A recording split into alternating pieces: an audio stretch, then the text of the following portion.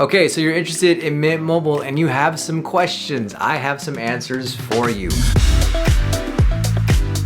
A few months ago, I put out a video called Mint Mobile, the pros and cons and what they don't tell you. And a lot of you left some questions on there that I haven't had the time to answer, but I figured I'd answer them in this video. And we start with this one. Your prices are now outdated. They have $15 for unlimited 40 megs, and then it throttles down data rate effective 8/17/2023. Yeah, I made a video about it. But yeah, you can basically get 5 gigabytes of data now instead of the 4 gigabytes that they previously had for that same $15 a month price. Remember that when you purchase with Mint Mobile, one of the things that people don't understand is that you actually aren't paying per month. You're paying per 3 months or 6 months or 9 months or even up to a year in advance, which is what I decided to do. If you want to lock in that super low price of $30 a month that Mint Mobile has for their unlimited data, then you would need to get the year-long plan. Now, right now they actually have a deal that for a limited time, you can actually get every single plan that they offer at $15 a month when you sign up for a 3-month plan. After that 3 months, it'll go back to the regular price, but you can try out Mint Mobile, the unlimited version of it. So that includes unlimited talk and text, nationwide coverage, and 40 gigabytes of 5G and 4G LTE data for $15 a month for 3 months, $45 for 3 months of service. And I know people are like, well, that's a jip, I gotta pay 3 months in advance. Listen, 1 month at any other big name cell phone carrier is going to be $45, if not way more than that. You're getting 3 months of service for $45. So I consider that a win. I don't know about you. When you go to a store like a Walmart or a Target, how do you know which phones for sale are Mint Mobile compatible? Pretty much any cell phone that has a SIM card. As long as you have a phone that is like at&t or T-Mobile compatible, then it'll be Mint Mobile compatible. It's just as long as your cell phone has a SIM card, which it should, or eSIM, you should be able to use Mint Mobile. The Mint data speeds are slow. I beg to differ. So I'm gonna show you an example live right now. You can see my Wi-Fi is off. Let's do a speed test, shall we? Got 67 download, 18 upload. That's not terrible. That's enough for me to watch YouTube videos. That's enough for me to stream Netflix in HD or in 4K. That works. Hey, I'm on a family plan from T-Mobile. I'm getting off of it and thinking of going to Mint. By the way, they're basically the exact same service. They use the same towers. They're just different companies. Well, actually now they're the same company since T-Mobile bought Mint, but tomato, tomato. For the unlimited after the 40 gigabytes, I can still stream and it just slows down, correct? Yeah, you don't lose your internet connection after the 40 gigabytes. It just throttles it down significantly. So your phone will be slower as far as data goes. I will say that I'm a heavy internet user. I watch YouTube every day.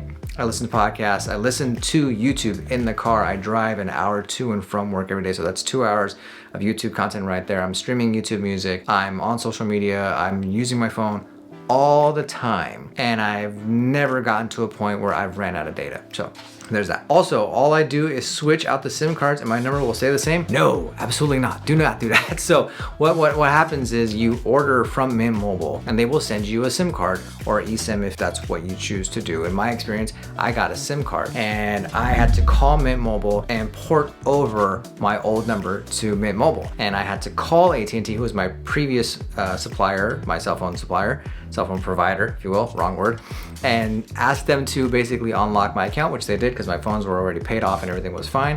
So they unlocked my account and then I called Mint and we were able to transfer the phone number to Mint Mobile. So there is a little bit of a process there. It's not super easy by any means, but it's the same process as if you were to go to any other company, you'd have to do the exact same thing. Do you have a referral code? Yeah, I do have a referral code. And if you use it, you benefit and I benefit. And I'll tell you how. So if you use my refer a friend code that I'll put in the description box below, you'll get a $15 credit and I'll get a credit towards my phone bill as well. So it works for both parties. Some people have actually used the refer code already, so I appreciate that. Thank you.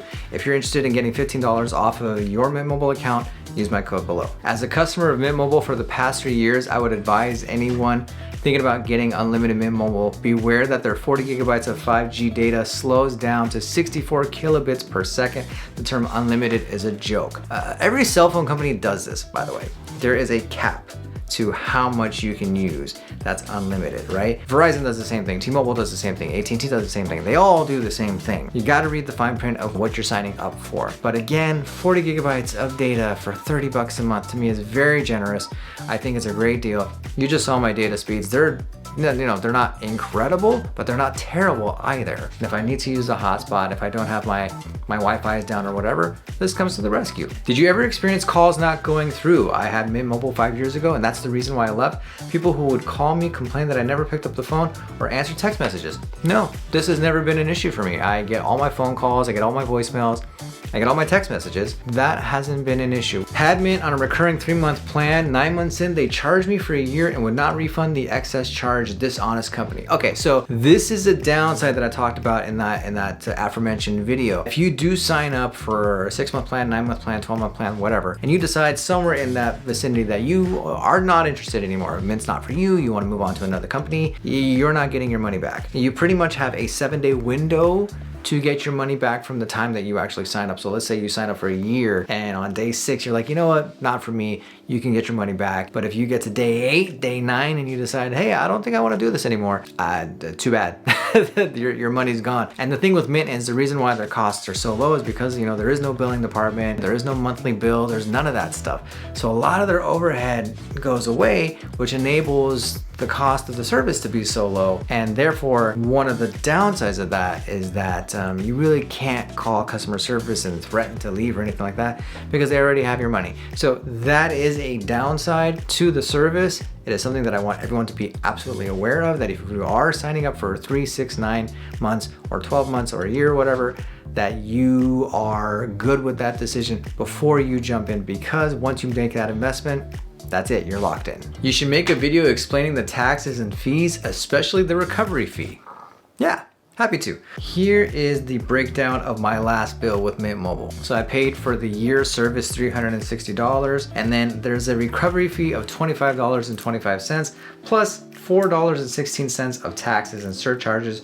That comes out to a total amount of $389.41. Mind you, that is for 1 year. So let's do $389.41 divided by 12.